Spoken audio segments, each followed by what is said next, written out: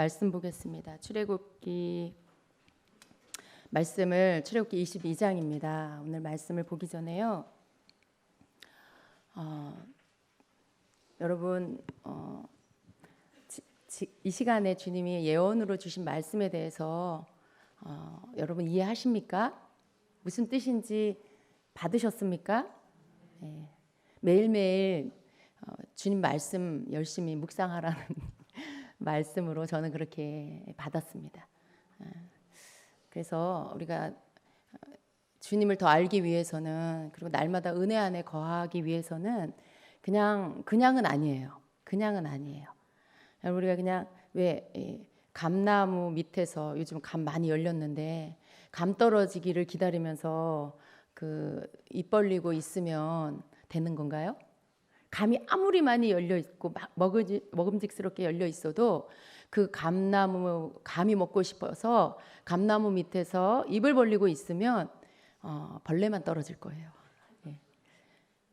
우리가 주님을 더 알기를 원하고 주님의 마음을 더 배우기를 원해서 정말 주님 더 알고 싶어요. 주님의 마음을 더 알기 원해요. 주님의 뜻이 무엇인지 알기 원해요. 라고 하면서 늘 그냥 그것만 하고 있으면 우리가 주님을 더 알게 되냐는 것이죠. 그렇게 한다고 해서 우리가 주님의 마음을 더 얻게 되냐는 것이죠. 그렇지가 않다라는 것이에요. 우리가 주님을 사랑하고 주님을 알고 싶고 주님을 또 더 얻고 싶고 주님 뜻을 알고 싶고 해서 그냥 늘 이렇게 울며 주님 앞에 기도할 수 있어요. 그냥 그 마음을 늘 주님 앞에 구할 수 있어요. 근데 단지 그렇게만 한다고 해서 우리가 주님을 더 알게 되고 주님의 뜻을 더 깨닫게 되는 것은 아니라는 것입니다. 주님을 더 알기 위해서는요, 대가를 치르고 시간을 투자하고 주님을 알기 위해서 주님을 알 수 있도록 하는 말씀으로 들어가서 말씀을 읽고 묵상하고 깨닫고 순종하는 이 삶이 우리에게 있어야 한다는 말씀이에요. 그래서 주님은 우리가 그러한 자가 되기를 원하신다는 것이죠. 그러니까 주님 앞에 아름다운 예배를 드리고 마음을 다 쏟는 예배를 드리는 거 너무 좋아요. 귀해요. 이 시간에도 주님께서 우리에게 알게 해주시는 게 또 있습니다. 그런데 우리의 삶 안에 이러한 것만 있어서 이렇게 예배 가운데 주시는 것으로만 내가 양식을 삼아서, 만약에 그것으로만 내가 영의 양식을 삼아서 산다라면 여러분 영양실조 걸립니다. 영양실조 걸려요. 주님은 이렇게 예배를 통해서 주시는 은혜, 또 만남, 또 말씀을 통해서 여러분에게 지각이 열리고 통찰력이 임하고 지혜가 임해서 여러분이 매일매일 밥을 먹는 것처럼 하나님의 말씀을 매일매일 먹어서 그 말씀을 읽고 묵상함으로 인해서 거기에서 취해지는 영양가를, 그 영의 양식을 여러분이 매일 먹어야 한다라고 말씀하고 있는 것입니다. 여러분 중에 말씀 묵상을 하시는 분과 하지 않는 분은 이제 보세요. 이제 몇 달이 지나고 1년이 지나고 2년이 지나고 이렇게 시간이 갈수록 굉장한 차이가 날 거예요. 지금도 이미 그런 차이를 저는 보고 있습니다. 매일 말씀을 묵상하는 자는요, 그 성장이 눈에 띄게 성장해요. 그 속에서 변화되는 것들이 눈에 띄게 변화돼요. 그런데 이제 묵상을 하지 않고 그가 기도도 하고 그가 예배도 드리는데 그의 삶 안에서 바뀌어지는 어떤 변화의 속도는 굉장히 느리다는 것이죠. 우리가 말씀 가운데 깨달은 거, 예배를 통해서 들은 말씀 가운데 깨닫는 거, 여러분 그거 며칠 가세요? 솔직하게 말해서 며칠 가세요? 월요일 날 생각나세요? 주일 날 들은 말씀이 월요일 날 생각이 나십니까? 물론 날 때도 있겠죠. 그런데 나지 않을 때가 더 많을 거예요. 애써 그것을 찾아보고 막 그래야만 그래 그 말씀이었지라고 하는 그런 경우가 대부분이죠. 근데 여러분, 그렇기 때문에 여러분이 예배를 통해서 받은 말씀은요, 정말 여러분이 그걸 가지고 일주일을 산다든가 2, 3일을 살기는 정말 어렵습니다. 근데 그럴 수밖에 없어요. 하나님은요, 매일의 말씀을 통해서 영의 양식을 매일 먹는 말씀을 통해서 공급받도록 만들어 놓으셨어요. 우리가 그것을 만나를 통해서 알 수가 있는데요, 만나가 의미하는 게 우리의 만나는 실제적으로는 육의 양식이죠. 하나님께서 광야에서 주신 매일 먹는 육의 양식이었어요. 그런데 만나가 의미하는 것은 만나가 곧 예수님이죠. 하늘로부터 내려온 산떡. 예수님이 사실은 영의 만나예요. 근데 그 예수님을 또 예수님은 말씀이세요. 이 만나를 우리가 말씀인 만나를 매일매일 그날 것은 그날 먹어야 한다는 것입니다. 그래야만 우리가 영이 건강하게 살 수가 있어요. 매일매일 만나를 먹지 않고 막 이틀치를 한꺼번에 나는 오늘 은혜 많이 받았고 깊이 은혜를 많이 받았으니까 나는 뭐 2, 3일 충분해. 내 영의 양식으로 충분해 라고 생각하지만 그렇지 않습니다. 말씀에서 뭐라고 되어 있어요? 이틀치를 걷어간 사람들 어떻게 됐어요? 벌레가 나고 냄새가 나서 먹을 수가 없게 됐죠. 뭘 말합니까? 내가 오늘 아주 많이 은혜를 받아서 말씀에 아주 배부르게 먹었다라고 해도 그 말씀으로 이틀 3일을 살 수는 없다라는 거예요. 내가 오늘 영으로 사는 말씀은 오늘 내가 말씀을 찾아서 읽고 묵상하면서 기도하면서 주님께 물으면서 깨달은 말씀으로 내가 그날을 사는 것이라는 것입니다. 하나님이 그렇게 만들어 놓으셨어요. 그래서 매일의 만나를 우리는 말씀 묵상을 통해서 먹어야 합니다. 그래야만 우리 영이 건강하게 살 수 있고요. 주님이 원하시는 건 뭐냐 하면 이건 선택이 아니에요. 이건 선택이 아니에요. 여러분 우리가 육이 있고 영이 있고 혼이 있어요. 우리의 이 육이 이 땅에서 살기 때문에 항상 우리는 어떻게 해요? 우선순위예요. 우리 육이 우선이에요. 왜? 우리 현주소가 땅이니까. 그래서 내가 먹고 살기 위해서 일하고 내가 먹고 살기 위해서 밥하고 내가 먹고 살기 위해서 뭔가 열심히 출근하면서 여러 가지 내 우선순위의 첫 번째가 일입니다. 그죠? 여러분 직장 다닐 때 어떻게 해요? 아침에 일어나서 큐티 말씀 묵상 못해도 출근하려고 빨리 준비하고 나가요. 육을 위한 일이 내가 우선이라는 거죠. 내가 말씀 묵상 못해도 일어나서 좀 이따 배고프면 어떻게 해요? 밥부터 먹어. 육을 위해서 내가 뭔가를 먼저 한다는 것이죠. 근데 주님은 우리가 육을 위해서는 뭐든지 우선순위로 대가를 치르고 내가 뭔가 노력해서 뭔가를 한다는 것이죠. 근데 우리 영을 위해서는 선택이에요. 할 수 있으면 하고 못하면 할 수 없고 또 귀찮으면 안 해도 되고 어려우면 덮어버리고 그런 어떤 영을 위해서 매일 먹는 양식 이 만나를 그냥 내가 먹고 싶을 때 먹고 못 먹으면 안 먹고 못 먹게 되면 못 먹고 시간 없으면 안 먹고 그러고 있는 우리 여러분 주님은 그러지 말라고 하시는 거예요. 그것은 주님이 막 지시하고 명령해서 여러분 우리에게 막 이렇게 푸시하시는 게 아니에요. 우리에게 건강할 수 있는 방법을 알려주시는 거죠. 왜냐하면 우리 영이 안 보이니까 양식을 안 먹어도 특별히 내 영에 특별히 무슨 문제가 있다는 생각이 별로 안 들죠. 내 영이 지금 어떤 그런 그 성장에 문제가 있다는 것을 별로 느끼지 못해요. 근데 주님은 아세요. 지금 누구누구가 이 딸이 혹은 이 아들이 지금 이 정도 주님 앞에 나오기 시작했으면 어느 정도 영적으로 성장해야 되는데 여전히 아직도 어린애야.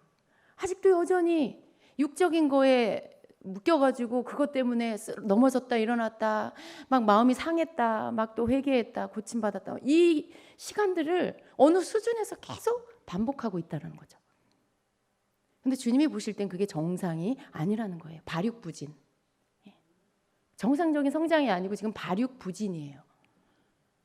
그래서 그 사람이 영적으로 건강하게 정상적으로 성장하기 위해서는 영양 공급이 돼야 된다는 거죠. 매일매일 만나를 먹어야 한다는 거죠.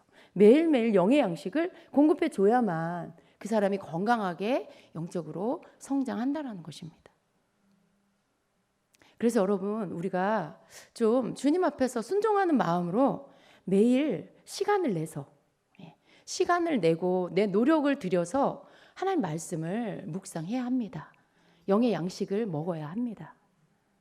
그럴 때 여러분이 아주 굉장히 빠르게 아니 정상적으로 지금의 성장 상태와 비교하면 굉장히 빨라지는 거지만 사실 주님 눈으로 볼 때는 정상적으로 성장하는 것이 되는 것입니다. 그러니까 여러분 말씀 묵상하세요. 말씀 묵상하세요. 주님이 정말 말씀 묵상하는 자를 축복하십니다. 이 축복은 돈을 말하는 게 아니에요, 여러분. 여기서 말씀하시는 이 축복은요, 말씀을 깨닫고요, 그 말씀을 속에 나에게 주시고자 하는, 여러분 자신에게 주시고자 하는 그날의 레마의 말씀, 그냥 여러분에게만 주는 맞춤형 말씀을 주신다는 거예요. 그게 숨겨져 있어요, 매일매일 말씀 속에. 여러분 그걸 여러분이 알게 된다면 얼마나 큰 축복이에요. 여러분이 그걸 캐내게 된다면 여러분 삶에 정말 엄청난 축복을 매일매일 받게 되는 것입니다. 그 말씀을 따라가는 거예요. 이렇게 그 말씀을 따라서 매일매일 가는 거예요. 그러면 여러분이 마치 이스라엘 백성이 가나안 땅에 가는 길이 2년이면 됐어요. 사실은 그 코스가 2년이면 가나안 땅에 그 애굽에서 나와가지고 2년이면 갈 수 있는 거리였어요. 그런데 어떻게 됐어요? 돌아 40년이 걸려서 갔죠. 그나마 1세대는 2사람만 빼고 다 죽었어요. 근데 하나님이 본래 원하시는 것은요, 성도의 영적 성장은 사실은 2년이 지나면요 다 성장하게 돼 있는 거예요.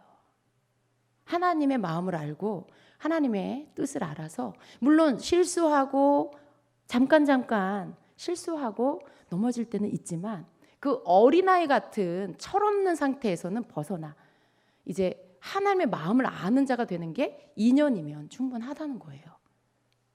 근데 왜 40년이 걸릴까요? 여러분 왜 성도들이 신앙생활을 오래 하고 몇십 년을 해도 여전히 그 속에 이 마음밭이 아직도 엉망이어가지고 아직도 자기가 죽지 않아가지고 자기 자아와 싸우고 있고, 왜 그럴까요?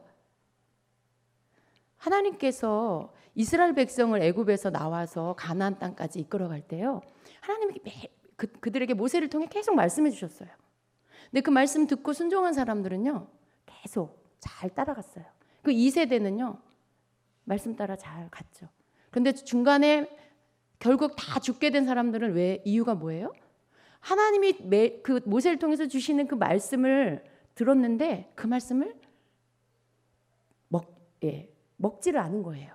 그 말씀을 믿지를 않은 거예요. 그냥 불신, 안 믿어. 그러니까 결국 어떻게 돼요? 그 불신 때문에, 믿지 않는 것 때문에 불순종하게 되고, 그래서 결국은 가나안 땅에 못 들어갔어요. 오늘날도 똑같아요, 여러분. 우리가 주님의 말씀을 듣고 그 말씀을 내 말씀으로 받고 그리고 그 말씀을 따라가면요 자연적으로 성도는 성장하게 돼 있어요.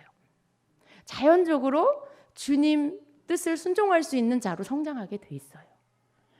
그런데 말씀을 알아야 순종을 하지. 말씀을 들어야 순종을 하죠. 매일의 삶 안에 여러분이 말씀을 읽고 묵상하면서 그 말씀 속에 여러분에게 주시는 말씀을 받고 그 말씀을 순종하면 여러분은 매일매일 성장하게 돼 있어요.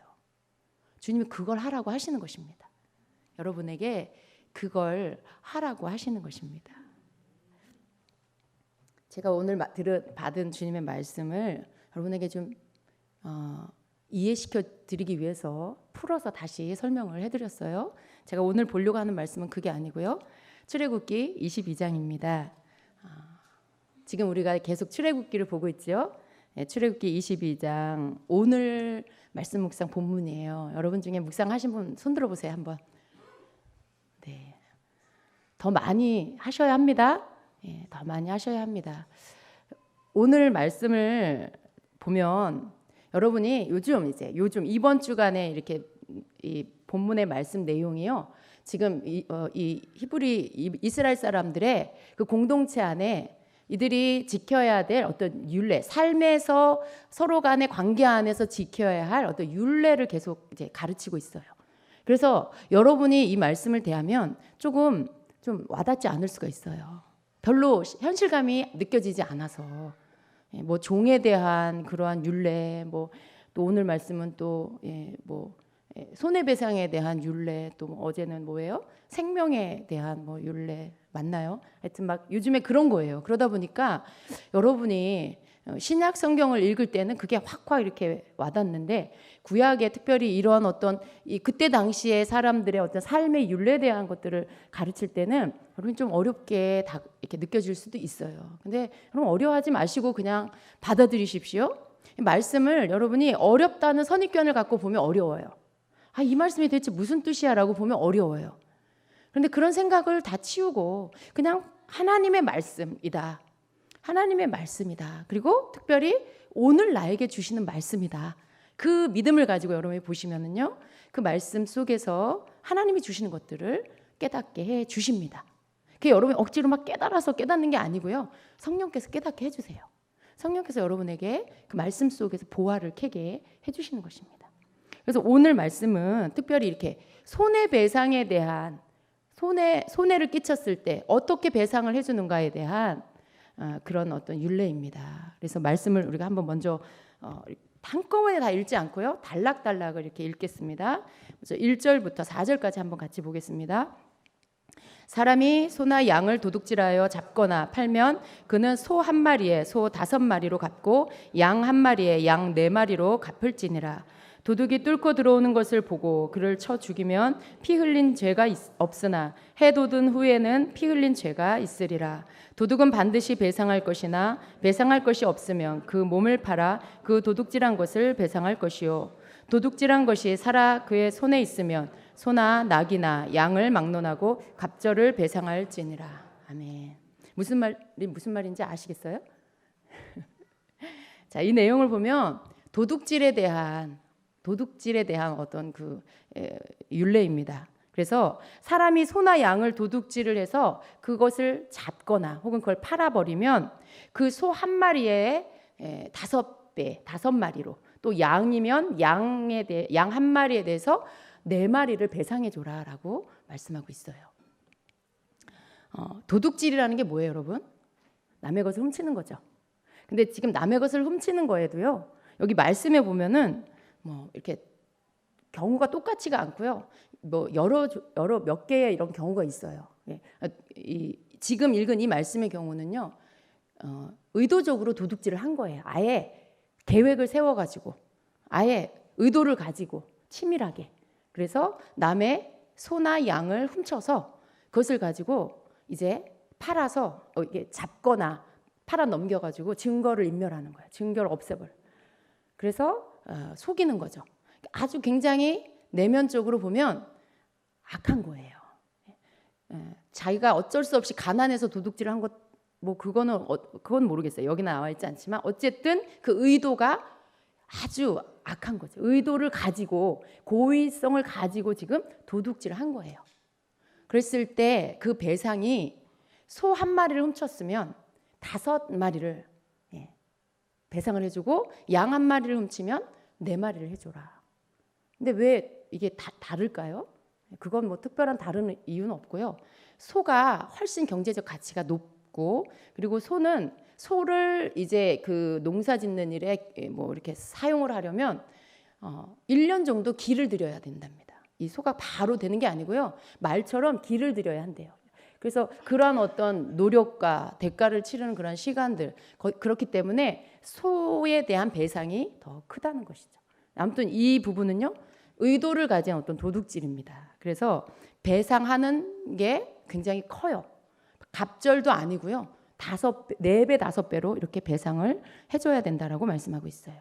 도둑이 뚫고 들어오는 것을 보고 그를 쳐 죽이면 피 흘린 죄가 없으나 해 돋은 후에는 피 흘린 죄가 있다. 이 말씀은 무슨 말입니까? 밤에 도둑이 들어왔어요. 이스라엘 사람들은 유목민이니까 뭐 장막을 뭐 찍고 들어왔든지, 아니면 뭐 벽이라면 벽을 뚫고 들어왔지, 아무튼 도둑이 뚫고 캄캄한 밤에 들어온 거죠. 그런데 도둑이 들어온 것을 알고는 일어나서 그를 쳐서 때려서 죽이면 그 피 흘린 죄가 없다라는 것이죠. 그런데 해가 뜬 후에 그 사람을 때려서 죽였으면 그 피 흘린 죄가 죽인 사람에게 있다라고 말씀하는 거예요. 이 말은 이 말씀 속에 들어있는 하나님의 그 마음은 뭐냐면 생명에 대한 존엄성, 생명에 대한 아주 하나님께서 생명을 굉장히 중요하게 소중하게 여기신다는 게 이 안에 들어있어요. 비록 도둑이에요. 남의 것을 훔치기 위해서 들어온 도둑인데 밤에 들어왔다. 그런데 밤에 그 사람을 때려서 도둑이 들어왔으니까 방어하기 위해서 정당방어로 때렸어요. 그런데 그 사람이 죽었어요. 그러면 이 때려서 죽인 사람은 죄가 없어요. 왜 그럴까요? 정당방어기도 하지만 지금 뭐 해돋은 후에 들어와도 사실은 방어한 거예요. 그런데 적용하는 어떤 법이 틀려요. 밤에 들어와서 때렸을 때는 얼굴이 안 보여요. 무슨 전기가 있는 것도 아니고 캄캄하게 이 사람의 얼굴이 보이지 않아요. 그런데 도둑인 건 알아요. 그러니까 어떻게 해요? 때려서 방어하는 거죠. 근데 이 사람 상태가 어떤지 볼 수가 없어요. 지금 그만 때려도 되는지 더 때려야 되는지 이 상황을 알 수 없기 때문에 이 주인은 어때요? 무조건 움직이지 않을 때까지 때려야 되는 거예요. 그래서 도둑을 막아야 되는 거죠. 그런데 아침에는 어때요? 해가 뜬 후에는 어때요? 얼굴이 보여요. 분간을 할 수가 있어요. 상태를 볼 수 있어요. 그런데 도둑질을 하는 것 때문에 사람을 죽일 정도로 때려서는 안 된다는 거죠. 이 사람이 도둑질을 하지 못하도록 정당 방어로 막는 것까지는 해라. 그렇지만 분간할 수 있는 상황에서는 그 사람이 죽을 때까지 때리지는 말아야 한다는 걸 말씀하고 있는 거죠. 그런 어떤 하나님이 아주 굉장히 세심하게 이런 이 율례 안에도요 하나님의 마음을 이렇게 다 담아 놓으신 거예요. 그리고 도둑은 반드시 배상할 것이나 배상할 것이 없으면 그 몸을 팔아 그 도둑질한 것을 배상할 것이요. 도둑질한 것에 대해서 반드시 배상을 해야 된다라는 법이에요. 만약에 그 도둑 놈이 아닌가요? 여자인가요? 여자일 수도 있을까요? 어쨌거나 도둑이 대부분 도둑질하는 이유가 뭘까요? 뭔가 없으니까 하겠죠, 그죠? 뭔가 없으니까 하겠죠. 근데 그렇다 할지라도 도둑이 도둑질을 했으면 반드시 배상을 해야 된다라는 거예요. 나 갚을 게 없는데요, 배상할 게 없는데요. 그럼 어떻게 해요? 자기 몸을 팔아서라도 배상을 해야 된다는 거예요. 이게 법이에요. 자기 몸을 팔아서라도 반드시 배상을 해야 된다라는 거죠. 이 반드시라는 말이요, 히브리어로 샬렘 예샬렘이라고 해요. 그런데 이 뜻이요, 어떤 경우에 있어서도 보상을 해야 한다는 뜻이에요. 자기 몸을 팔아서라도 배상을 해야 된다. 그러니까 도둑질을 해서 걸리면 자기 몸을 팔아서라도 반드시 배상을 해야 된다는 게 이 법입니다. 그래서 그렇게 배상을 하는데 도둑질한 것이 만약에 짐승인데 죽지 않고 살아있어. 그의 손에 그것이 있으면 소나 낙이나 양을 막론하고 어떻게 배상을 해요? 갑절을 배상해 줘라라고 해요. 내가 훔친 거 아직 내 손에 있어. 내가 훔쳤는데 아직 손에 있어. 근데 그걸 그냥 주면 되는 게 아니라 어떻게 해요? 배로 주라는 거예요. 그거 돌려주고 또 주라는 거죠.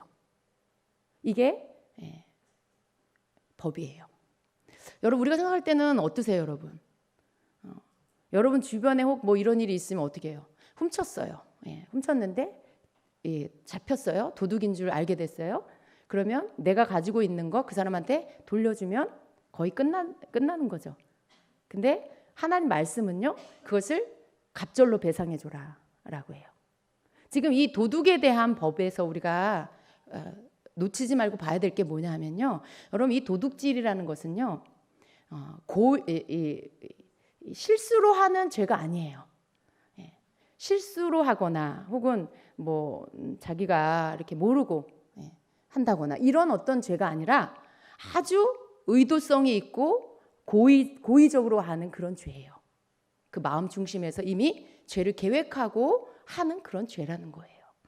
그래서 여기에서 보면 이 도둑질에 대해서 배상을 해줄 때에는 최소한 갑절이에요. 그리고 소나 이 더 악하게 그것을 잡아가지고 그걸 훔쳐가지고 증거를 없애기 위해서 더 치밀하게 그것들을 팔고 자기가 이득을 취하고 이런 어떤 것들이 드러나면 5배로 4배로 배상을 해줘야 된다는 거죠. 또 22장 5절 6절 한번 같이 보겠습니다. 사람이 밭에서나 포도원에서 짐승을 먹이다가 자기의 짐승을 놓아 남의 밭에서 먹게 하면 자기 밭에 가장 좋은 것과 자기 포도원에 가장 좋은 것으로 배상할지니라. 불이 나서 가시나무에 댕겨 낯가리나 거두지 못한 곡식이나 밭을 태우면 불러온 자가 반드시 배상할지니라. 아멘. 지금 이 부분은 이제 사람이 자기 밭에서 짐승을 먹이는 거예요. 그 포도원이나 밭이나 포도원에서 짐승을 먹이다가 이 짐승이 다른 사람 밭으로 가버렸어. 다른 사람 밭에 들어가거나 포도원에 들어가서 막 작물을 망쳐놔 버렸어. 그랬을 경우에 어떻게 배상을 해주냐는 거죠. 어떻게 배상해줘요? 자기 밭에서 가장 좋은 거, 자기 포도원에서 가장 좋은 것으로 배상을 해줘라라는 거예요. 지금 여기에는 뭐 갑절로 하라는 말씀이 있어요, 없어요? 없죠. 그냥 그런데 뭐 내가 손에 끼친 만큼만 줘라 그건 아니고 자기 밭에서 소출 중에 가장 좋은 것으로 해서 배상을 해줘라라고. 남에게 손해를 끼쳤기 때문에 그게 고의는 아니에요. 그냥 실수고 자기 짐승을 잘 챙기지 않은 부주의로 인해서 남에게 손해를 끼쳤어요. 그랬을 때 이 부분에 대해서 미안한 마음을 가지고 최선을 다해서 배상을 해주라는 거죠. 그러니까 내 소출에서 가장 좋은 것으로 그 사람에게 배상을 해줘라라는 말씀이에요. 갑절은 아니에요. 갑절인 죄와 갑절로 배상해주는 죄와 그렇지 않은 죄에 대해서 여러분 잘 한번 보시기를 바랍니다. 또 밭에 이제 불이 나서 이 말씀은요, 우리가 이렇게 농사 지을 때 왜 밭에 불 내는 그런 거 우리가 상상해 볼 수가 있는데, 아무튼 불을 놓았는데 이 불이 남의 밭에 옮겨 붙었어요. 이 가시나무 울타리를 쳐놓았는데 거기에 옮겨 붙어가지고 그 밭에 있는 남아있는 곡식을 다 태웠어요. 그래서 그 남의 밭을 다 태운 경우에 그때는 어떻게 배상을 해주냐? 그냥 잃어버린 손해를 끼친 것에 대해서 배상을 해주면 되는 것입니다. 왜 그럴까요? 의도하지 않았어요. 그 사람 밭에 불 놓으려고 한 게 아니에요. 그냥 내가 필요해서 불을 놓았는데 이게 어떻게 바람이 불었는지 어떻게 해갖고 남의 울타리에 불이 옮겨 붙어가지고 그 사람 밭에 남아있는 곡식을 다 태워버린 거예요. 이 사람이 죄를 계획한 것도 아니고 어떤 의도를 한 것도 아니고 고의로 한 것도 아니고 실수로 그렇게 해서 다른 사람에게 손해를 끼쳤어요. 그랬을 때 어떻게 배상해요? 그냥 손해 끼친 것만큼 배상해 주면 되는 것입니다.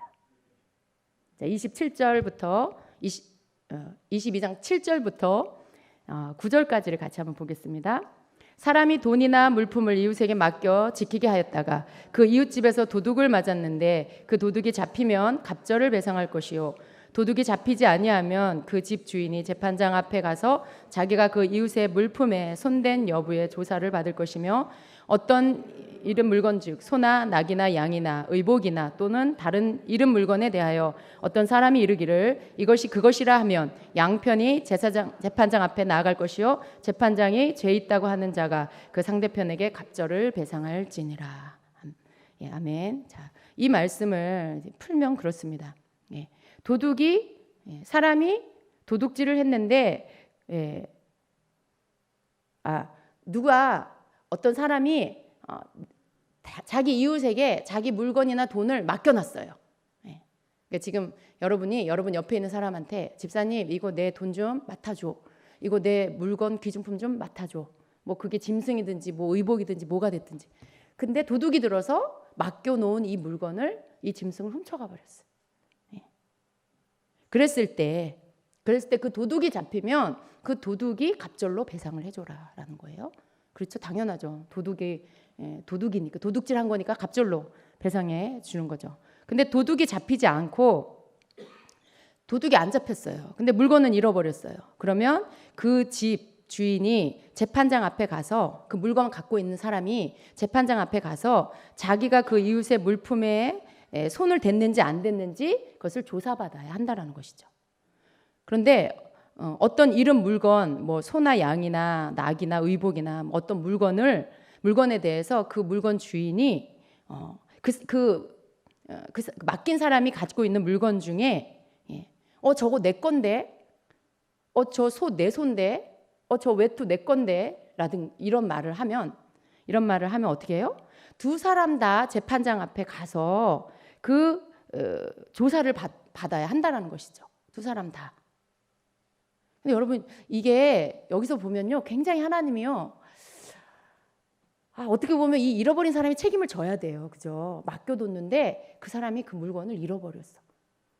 도둑 맞아서 도둑 잡으면 다행인데 도둑 못 잡으면 지금 맡은 사람이 이걸 물어줘야 되는 게 맞아요. 그죠? 우리는 보통 그렇게 생각하죠.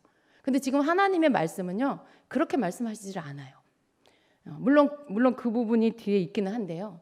만약에 저거 내 건데, 저 사람이 갖고 있는 거 저거 내가 맡긴 건데 라고 하면 두 사람 다 재판장 앞에 가는 거예요.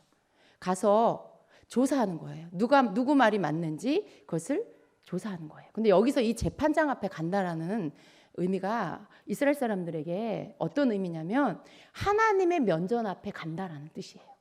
그러니까 이 사람들이 사람 앞에 서는 게 아니고 그것을 판결받기 위해서 하나님 앞에 서는 것과 같은 의미라는 것이죠. 그래서 거기서 거짓을 아뢰면 안 되는 것이죠.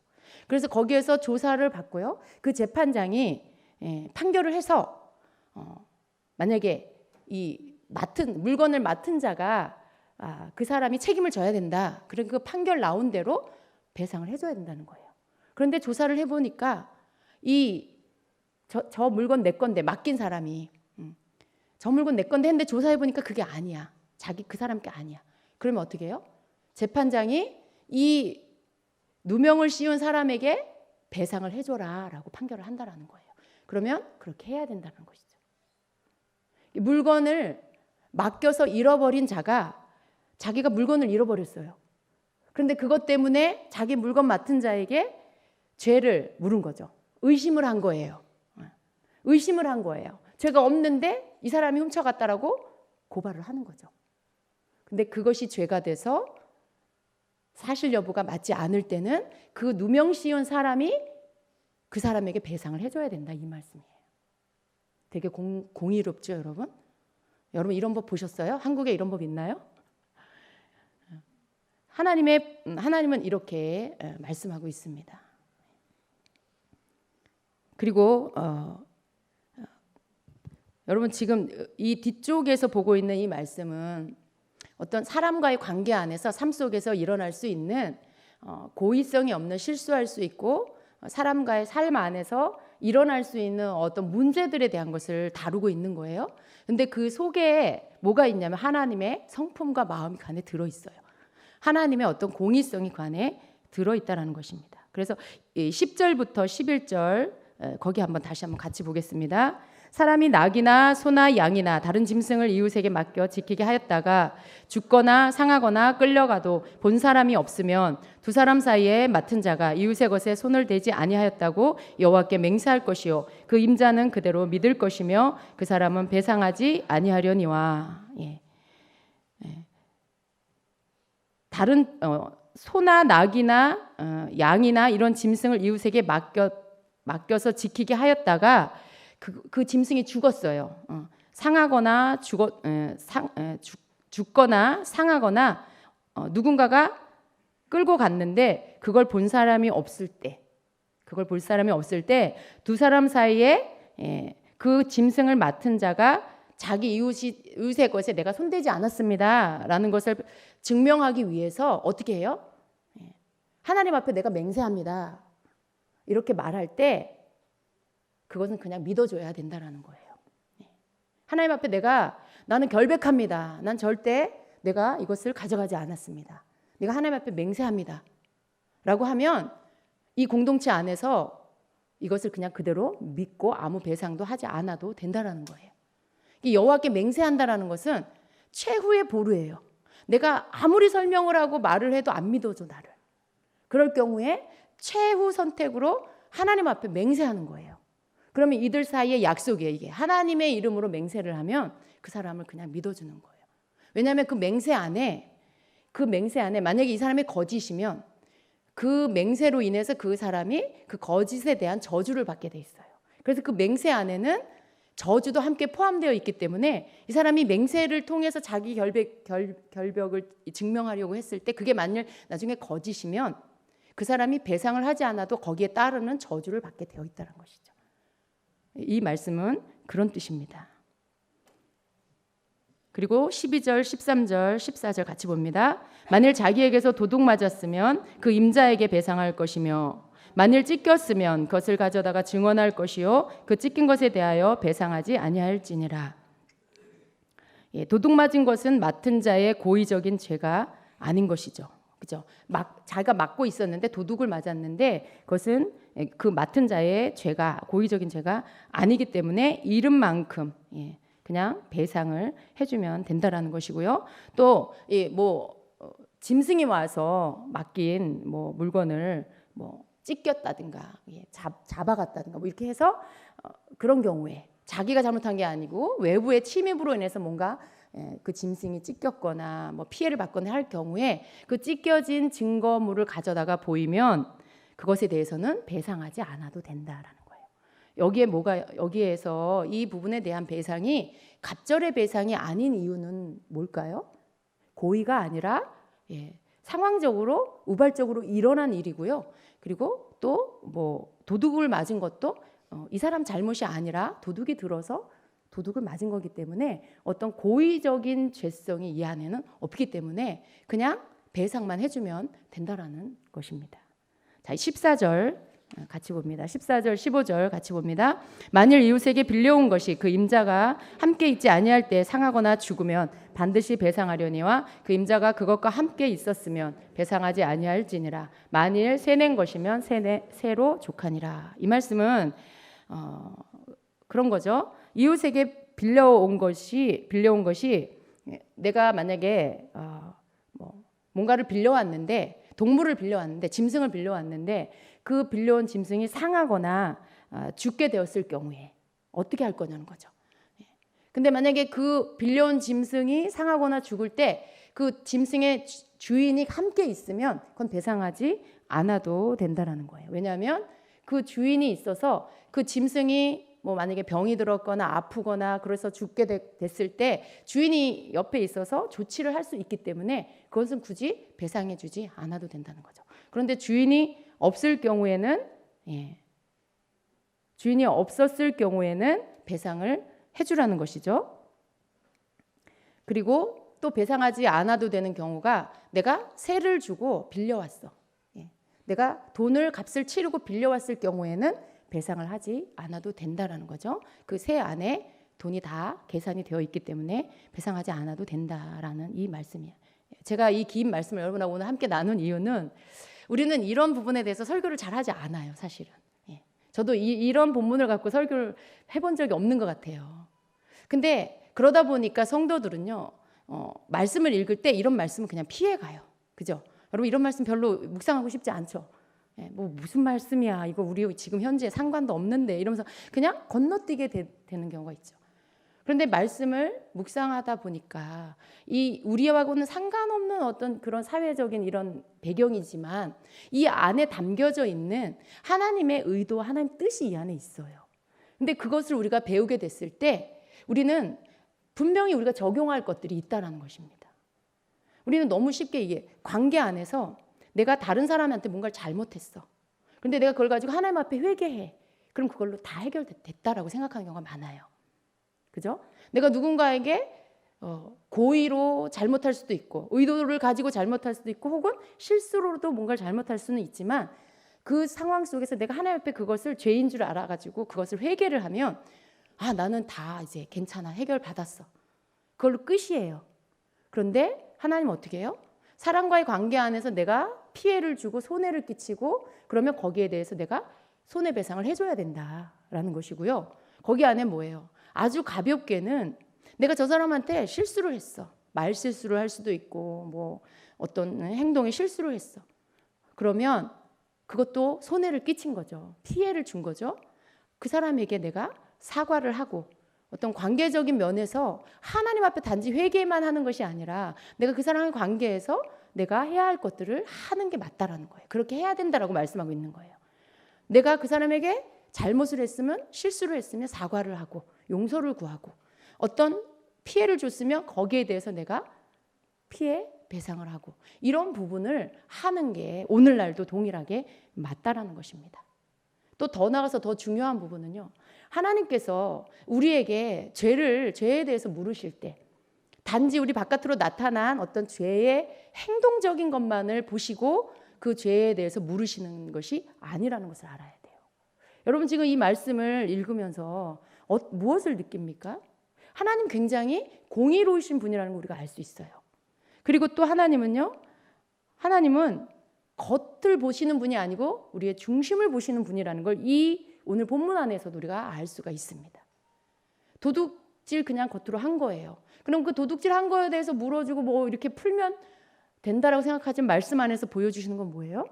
분명히 의도를 가지고 고의성을 가지고 어떤 계획적으로 죄를 짓고 도둑질을 한 것에 대해서는 하나님은 거기에 비례해서 배상을 해주라고 지금 말씀하고 있어요. 그게 중하면 중할수록 그 고의성이 크면 클수록 그 계획성이 그 죄를 이 도둑질 해야 되겠다, 죄를 지어야 되겠다는 것이 마음으로부터 시작이 돼서 그 동기가 그 계획이 이미 치밀했고 그것이 크면 클수록 배상해주는 그것이 그 내용이 훨씬 더 많다는 것을 여러분 아셔야 돼요. 그게 무슨 말씀입니까? 우리가 어떤 잘못을 다른 사람에게나 하나님 앞에 뭔가를 잘못할 때 행동에 대한 부분에 보여지는 거, 그거 한 가지만 딱 보고 나 요만큼 잘못했어. 하나님 보실 때도 난 요만큼 잘못했어라고 우리 생각할 수 있어요. 근데 여러분 어떠세요? 여러분 양심을 걸고 여러분이 어떤 행동을 하거나 혹은 어떤 말을 할 때 그 안에 바깥으로 나타나지는 행동은 뭐 예를 들어 10이라고 해요. 근데 여러분 어떠세요? 여러분의 그 말을 혹은 행동을 할 때 여러분 마음 안에서 여러분 마음을 한번 보면 여러분이 말하거나 행동한 만큼의 그 생각이 그 안에 있습니까? 아니면 그것보다 더 이미 앞서서 거기에 대한 어떤 뿌리를 가지고 여러분의 생각을 가지고 그 말을 한 경우가 있습니까?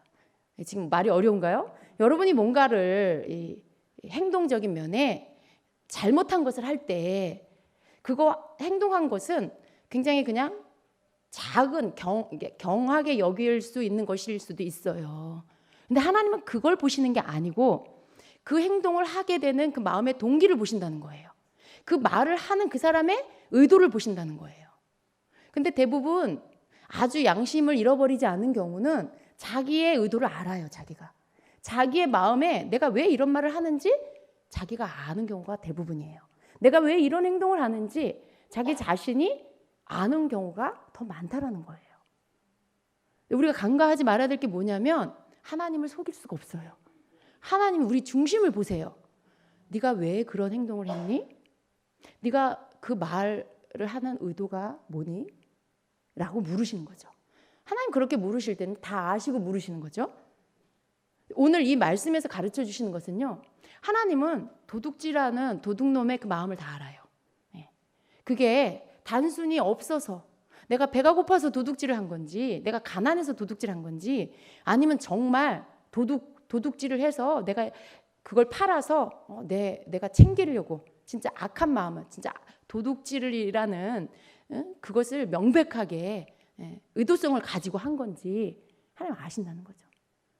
근데 놀라운 것은요. 그 사람 마음의 동기, 그 사람의 마음에 가지고 있는 의도에 따라서 하나님이 거기에 대해서 벌을 주신다는 거예요. 거기에 대해서 배상을 하라고 명령하고 계시는 거예요. 여러분이 갖고 있는 말이나 행동에 대해서 어떤 의도로 하는지, 어떤 동기로 하는지 하나님이 저울에 달아서 아시는 것처럼 다 알고 있다는 거예요. 그게 무거운 아주 악한 그러한 의도로 하고 있는지 오래전부터 갖고 있는 뿌리 깊은 그런 악한 의도로 그 행동을 하는지 아니면 오늘 잠깐 그 생각이 났어. 지금 잠깐 유혹받아서 내가 그 행동을 했어. 이게 여러분 어떻게 알 수 있어요? 여러분 어떻게 알 수 있어요? 이건 남이 알 수가 없는 거예요. 결과만 보고 다 도둑질이라고 말하죠. 너 도둑놈이야 라고 말하죠. 근데 하나님은 그렇게 판단하시지 않고요. 도둑질한 그 사람 속에 무슨 생각으로, 무슨 동기로 도둑질을 했는지를 크게 마음에 품은 건지 작게 마음에 품은 건지 그걸 다 아신다는 거예요. 그걸 다 알고 계신다는 거예요, 여러분. 하나님 그런 분이시라는 거예요. 하나님 우리에게 원하시는 게 뭘까요? 우리가 죄를 지을 때, 우리가 뭔가 잘못을 할 때, 사람이든 하나님이든, 하나님은요, 우리가 우리 마음을 보기 원하세요. 우리 마음을 내가 보고, 예를 들어 분명히 이런 경우는 대부분 이렇게 어떤 의견 대립이 있을 때 그때 좀 적용할 수 있어요. 하나님의 말씀을 들었는데 의견이 서로 다를 수 있어요. 대립이 되고, 근데 하나님의 말씀대로 하나님의 말씀은 뭔지를 아는데 나는 다른 생각을 갖고 있어. 하나님 말씀은 그렇지만 우리는 지금 나는 지금 그렇게 생각하지 않아. 그리고 그렇게 생각하지 않는 여러 가지 합리적인 이야기들이 있어요. 그래서 내가 정당하다고 생각할 수 있어요. 근데 하나님은요, 뭘 보시냐면 그 어떤 합리적인 조건, 내가 내놓은 나를 합리화시키는 어떤 조건들, 그 이유들을 보시는 게 아니라 네가 그렇게 말하는 네 마음의 중심이 어떠니? 네 마음의 동기는 뭐니? 네가 그렇게 말하는 그 마음의 의도가 뭐니? 네 마음을 한번 봐라라고 하시는 거예요. 지금 이 본문의 말씀은요, 하나님은 우리 바깥으로 드러나는 어떤 그냥 행동과 말로써 그걸로 다 판결하시는 것이 아니라 우리의 마음까지 들여다보시고 그 마음의 동기를 보시면서 나의 죄의 무게를 다신다라는 거예요. 이게 하나님이시라는 거예요. 그럼 여러분, 우리가 하나님 속일 수 있을까요? 없을까요? 우리가 하나님 앞에서 내가 이렇고 난 이렇고 이래요. 내가 이러니까 나는 정당해요. 우리가 그렇게 말하기 전에 내가 왜 이런 말을 하지? 왜 나는 이렇게 생각하고 있지? 하고 하나님 내 마음을 좀 보여주세요. 하나님 내 의도가 뭔지 나에게 내가 좀 생각해 봐야 되겠어요. 내가 이렇게 말하는 동기가 뭔지 좀 제가 알게 해주세요. 모를 수도 있잖아요. 그죠? 모를 수도 있어요. 자기가 그렇게 하고 있는 것조차도 모를 수도 있어요. 너무 둔하다 보면. 근데 우리는 그렇게 뭔가 하나님의 눈으로 내 마음을 보려고 해야 돼요. 하나님의 마음으로 내 동기를 살피려고 해야 합니다. 왜냐하면 하나님은 그걸 보시기 때문에. 하나님은 우리의 동기와 의도와 어떤 그러한 이 마음속에 있는 것을 보시기 때문에 나도 나를 그렇게 봐야 돼요. 나도 내가 무슨 동기로 무슨 의도로 이렇게 말하는지, 왜 이렇게 생각하는지를 나도 내가 내 안을 살펴야 한다는 것입니다. 이해하십니까, 여러분? 우리가 굉장히 쉽게 넘어갈 수 있어요. 이런 것들 생활에서 이러니까 내가 이렇게 하는 게 맞아. 예를 들어, 여러분 죄송해요. 여기서 누군가가 내 얘기한다라고 생각하지 마시고, 제가 이렇게 이게 지금 떠오르는 어떤 특별한 예가 없어서 그런데 일반적으로 할 수 있는 거 있어요. 예를 들어 내가 돈을 좀 벌고 싶어. 돈을 좀 벌고 싶은데 그때 돈을 벌게 되면 내가 예배를 놓치게 되고 또 모임을 이렇게 교회에서 모이는 성경 공부의 모임을 놓치게 되고 여러 가지를 놓치게 돼버려. 그런데 그래서 돈을 벌러 나갔을 때 여러분 그 사람이 하는 그 사람이 바깥으로 말하는 게 뭘까요? 지금 재정이 더 필요하고 또 내가 일할 수 있는 시간이 있고 또 내가 돈을 벌면 온 가족이 좀 더 풍요로운 생활을 할 수 있고 그러니까 어때요? 이 사람이 일을 하러 나가서 돈을 버는 게 합당하다고 생각할 수 있어요. 그죠? 뭐 그게 나쁜 거 아니잖아요. 틀린 거 아니잖아요. 그런데 하나님이 보실 때는 네가 정말로 일을 하려고 하는 그 동기, 그 의도가 뭐니? 라고 물으실 때 그 사람은 마음을 봐야 돼요. 하나님이 그 안에서 보시는 게 뭘까요? 돈을 더 많이 갖고 싶은 거예요. 내 영적인 생활, 내가 좀 돈을 많이 못 벌어도 예배를 드리고 성경 공부를 하고 어떤 영적인 성장을 위해서 내가 뭔가를 할 수 있는 그것보다 내가 돈을 조금 더 많이 벌어서 그것으로 내가 윤택한 삶을 사는 거, 어떤 그것이 더 좋기 때문에, 그렇기 때문에 내가 그것을 일하는 것을 선택해서 가는 거죠. 여러분, 이거 오해하지 말고 들으세요. 생활을 하기 위해서 내가 직장에 나가서 돈을 벌어야 된다, 이것과는 다른 거예요. 여러분, 그것과는 다른. 여러분이 돈을 벌어서 생활을 해야 된다 그러면 직장 다녀야죠, 당연히.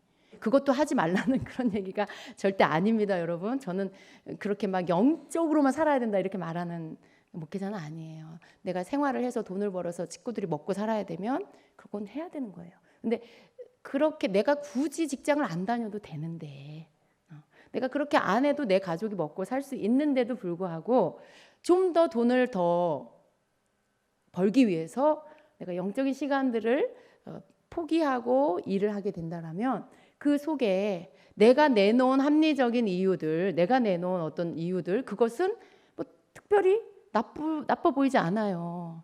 그렇죠? 예. 시간이 있고 뭐 내가 또 일할 수 있는 건강이 있고 또 가족들, 자녀들을 위해서 내가 돈을 벌어서 그 아이들에게 뭐 학원을 보내고 뭐 이런 거 굉장히 다 좋아요. 그런데 정작 그 마음 깊은 곳에 다 그렇다는 게 아니라 예를 들면 그렇다는 거예요. 마음 깊은 곳에는 내가 좀 더 물질적으로 풍요로운 삶을 살고 싶은, 돈을 더 좋아하는 그 마음의 동기가 있을 수 있다라는 거예요. 하나님이 보실 때는 우리가 영적인 것들을 위해서 성장하고 사모하고 주님을 향해서 달려가는 것, 어떤 그것을 위해서 달려가길 더 원하시죠. 그리고 그렇게 할 때 우리의 필요를 하나님이 채워주세요. 그죠? 우리가 주님을 바라보고 달려갈 때 내가 먹어야 될 거, 입어야 될 거, 쓸 것들을 하나님이 공급해 주세요. 남편을 통해서 주시든지 뭐 어떤 방법으로 주시든지 하나님 방법으로 나한테 필요한 거 쌓아놓지는 못하지만 먹고 살 것들을 주신다는 거죠. 근데 내가 나를 합리화시켜서 이렇게 그것들을 포기하고 내가 나가서 일을 하고 돈을 벌면 어떻게 돼요? 영적인 것들을 다 손실이 와요. 결국은 어떻게 돼요? 마음이 메말라지고 또 메말라지면 어떻게 돼요? 쉽게 강팍해지고 죄를 범하게 되고 여러 가지를 잃어버리게 되죠. 하나님이 이 사람 마음 안에 내가 이런 이유 때문에 일을 해야 돼요 라고 하는 것이 바깥으로 볼 때는 그것이 뭐 나빠 보이지 않아요. 그러나 그 마음의 동기 안에는, 그 사람의 동기는 내가 돈을 영적인 것보다 더 사랑하는 그 마음이 있다라는 것을 알기를 원하시는 거예요. 그 동기가 육적인 것들을 더 쫓아가는 마음, 그게 일을 하는 이유라는 거죠. 그 돈을 사랑하는 마음 때문에 일을 하는 것이 그 사람의 마음의 동기라는 것이에요. 이게 뭐 죄다라는 그 의미가 아니고요. 하나님은 우리의 동기를 보세요. 내가 뭔가를 행동을 할 때, 내가 뭔가 말을 할 때는 항상 그 사람의 말에 그렇게 말하는 이유가 있어요. 그렇게 행동하는 동기가 있어요. 그걸 볼 때 여러분이 각자 자기 자신을 볼 때 우리는 하나님 앞에서 내가 이렇게 말하는 의도까지도, 내가 이렇게 행동하는 동기까지도 하나님 앞에 선해야 한다는 거예요. 하나님 앞에 합당해야 한다는 거예요. 많은 그리스도인들이요, 속에는 다른 동기를 갖고 있으면서 겉으로만 죄를 안 지으면 자기는 죄를 안 짓는다고 생각해요. 속으로는 막 죄를 짓고 있는데 그런 어떤 마음을 갖고 있는데 겉으로 내가 그렇게 안 하면 난 죄를 안 짓고 있다라고 생각해요. 근데 하나님은 마음을 보시죠. 중심을 보시죠. 그 속에서 죄를 짓고 있으면, 그 속에서 어떤 고의성을 갖고 있고 어떤 악한 동기를 갖고 있으면 이미 그 사람은 죄를 진 거예요. 이미 그 사람은 하나님 앞에 죄를 진 거예요. 예수님이 오셔서 너희가 마음에 품기만 해도 죄를 진 거라고 말씀하신 이유가 그래서 그런 거예요. 신약에서 법이 바뀐 게 아니고요. 구약에서부터 이미 하나님은 그런 분이셨어요. 본래 하나님은 마음의 중심을 보시는 분, 동기를 보시는 분, 그 의도를 보시는 분이라는 거죠. 근데 많은 그리스도인들이 이걸 몰라요. 행동으로만 안 하면 죄가 아니다라고 생각하죠. 근데 하나님은 마음으로부터 이미 동기를 갖고 고의성을 가지면 이미 그것이 죄라고 말씀하고 있는 것입니다. 우리는 어떤 그리스도인이 돼야 될까요? 하나님 말씀 앞에 나를 비추어서 내가 하는 어떤 말이나 내가 갖고 있는 어떤 생각, 내가 하는 어떤 행동들이 정말 내 동기에서부터 거리끼지 않는가? 내가 어떤 말을 하는 이유, 내가 그 행동을 하는 이유에 내가 어떤 고의성을, 어떤 뭔가를 계획하고 뭔가를 의도하고 하고 있는 것은 없는가? 거기서부터 나를 살펴야 된다는 것입니다. 내가 거기서부터 나를 살펴서 하나님 앞에 거리끼지 않는 그 동기, 그 마음을 가지고 내가 말하고 행동을 해야 한다는 것입니다. 굉장히 엄격하죠. 그죠, 여러분? 굉장히 엄격하죠. 여러분, 하나님이 우리에게 원하시는 거룩은요, 우리 안에서부터, 이 내면 안에서부터 하나님 앞에 갖는 거룩이 되길 원하세요. 바깥으로 포장되어져서 보여지는 행동적인 면에서만 괜찮은, 그건 거룩이 아니라는 것이죠. 하나님은 우리 중심에서부터 나오는 진실한 정직함, 진실한 어떤 거룩함, 그것을 하나님 우리에게 요구하십니다. 오늘 말씀을 통해서 우리가 이것을 붙잡아야 돼요. 나는 어떠한가? 내 생활 속에, 내 언어 습관 속에, 내 행동 속에 내가 어떤 의도를 가지고 하고 있는 것은 없는가? 내가 좀 이익을 보려고, 어떤 그 이익을 보려고 의도성을 가지고 사람들에게 접근을 한다든가, 내가 어떤 의도를 가지고 어떤 행동을 한다든가, 하나님 앞에서도 내가 어떤 하나님 앞에 뭔가를 의도하고 뭔가를 내가 한다든가. 여러분, 그러지 말라라는 것이죠.